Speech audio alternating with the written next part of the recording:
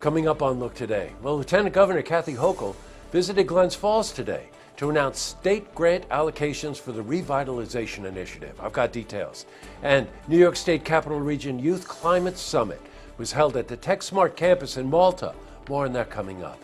And mixed-use development will be built on the 3-acre property where the Saratoga Diner is currently located. I've got those details. It's all ahead on Look Today.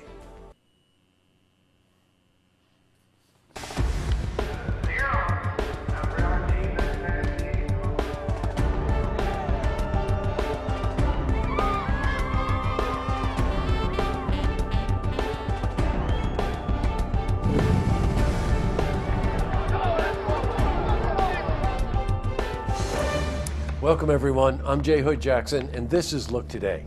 On tonight's program, I sit down with Carmen Bogle. She's the mayor of the village of Cambridge and she's here to talk about the unique village, what it has to offer, as well as the upcoming Balloon Festival. I also sit down with Doug Irish. Now he's a councilman for Queensbury, Ward 3, and he's here to talk about the Watershed Coalition issue.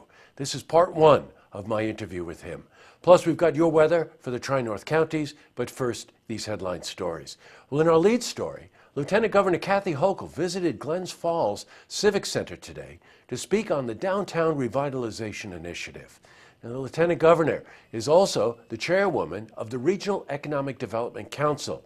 The DRI is a comprehensive approach to boosting local economies by transforming communities into vibrant neighborhoods. Well, the Lieutenant Governor detailed the final project-by-project allocations for the spending of the $9.7 million. Well, we were at the meeting today where we spoke to the Lieutenant Governor. Neglected and overlooked for a long time, but under his leadership and this opportunity with $10 million, they can take charge. They can define how they want their community to look now and into the future.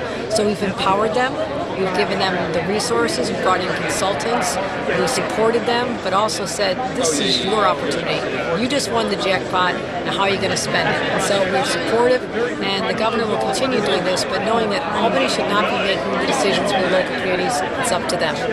In other news, well, the New York State Capital Region Youth Climate Summit was held at the Techsmart campus in Malta today. Now, this 2-day educational experience combined informative sessions and workshops in a fun atmosphere. The event was organized, guess what? Ballston Spa School District. Well, the goal was for students to create their own climate action plan to limit carbon emissions. Well, we were at the summit this morning and we spoke to Kaylee Jensen. She's a senior at Ballston Spa High School. A lot of people need to know how they can help, and that's what we're trying to do. We're trying to teach them the problems and the solutions, not just that we're all doomed. It's how we can make our world better. So by educating the youth, they can go to their parents, their neighbors, and anyone around them and talk to them about what they can do to create a better world. Oh, these students are very impressive. And we also spoke to Julie Selig. Now, she's a teacher at the school. Where I get optimism and energy from is seeing that there is hope, there are solutions, one student can make a difference. And so right now we're listening to students who have actually made a difference in their communities, and we're hoping to inspire our students to do the same thing. Now you know why the students are great. Switching from news to weather. Well, today saw rain, overcast skies, and guess what? You can expect more tomorrow.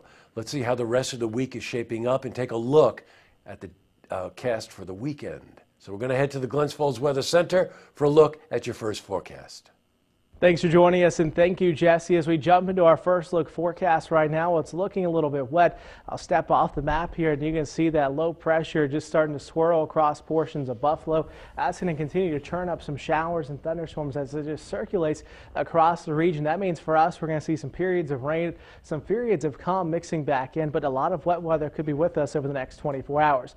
So most of us will hang in the lower 50s as we go through the overnight lows. You can see Fort Edward at 53, Glens Falls 50. 53, a little bit cooler as you head further north. Some spots hanging in the 40s, but for us, mostly going to see that partly cloudy to mostly cloudy skies, quickly filling back in, then some showers and even a thunderstorm or two not completely out of the question, with a low of 52 tonight. So up to a half-inch of rain tonight. Early tomorrow as well could pick up an additional quarter to a half-inch of rain.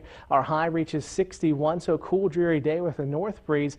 And now as we get out and about, we'll see that chance of showers with us through our morning commute. About 100% temperatures hanging in the mid-50s. As we continue on through the extended weekend, we're going to see a chance of some rain showers on Sunday and Monday. We'll see a few spotty showers more or less Sunday, perhaps a little bit more steady light rain Monday. Right now, the choice day of the weekend, although it will be a little bit cool with a high of only 68, will be Saturday, as we'll see partly cloudy skies. As we continue to head deeper into next week, getting back off to work on Tuesday, about a 40% chance of showers, a bit more mild, high of 75 on Tuesday. Well, that's it from the Weather Center. Now let's send it back to you, Jesse. Well, I guess at this point it looks a little iffy for the weekend. Back to the news. Well, a mixed-use development project will soon replace the Saratoga Diner, which was located on South Broadway. This entails 110 workforce housing units, retail stores, and restaurants. Well, the 3-acre property will be the new site for affordable housing for young professionals who work within downtown Saratoga Springs. Now, this is part of the Affordable Housing Initiative. This development also include affordable units for veterans. The Veterans and Community Housing Coalition will be responsible for those units. Now, we have invited Cheryl Hage Perez on for an interview to give us more details on this part of the project. Up next, I sit down with Carmen Bogle. She's a mayor of the village of Cambridge, and she's here to talk about the unique village, what it has to offer, as well as the upcoming Balloon Festival. Plus, I also sit down with Doug Irish. He's councilman for Queensbury Ward 3, and he's here to talk about the Watershed Coalition issue. This is part one of my interview with him. But first, if you see news happening, you want to share a story idea, how about join us for an interview? Then give us a call on the hotline. The number is 798-8000. Well, that's all the time we have for this edition of Look Today. Hey, if you're catching an early broadcast, head downtown Saratoga. They're doing their Memorial Day parade tonight. And also on Saturday, don't forget, Lake George Battlefield Alliance is holding an event, the 5th annual Memorial Remembrance at the Tomb of 4 Unknown Soldiers. That's at Fort George Road, where Fort George Battlefield is, on southern end of Lake George. And let's remember why we celebrate Memorial Day. I know there's a lot of barbecues and fun events and things like that, but we really celebrated to remember those who sacrificed everything to protect us and our freedoms.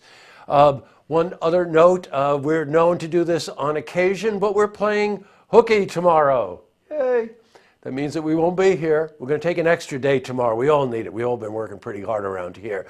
So we're going to catch up to you on Tuesday, after the weekend, for the stories that matter to you. Please have a safe weekend, have a lot of fun, and we'll see you Tuesday for the stories that matter to you. Good night, everyone.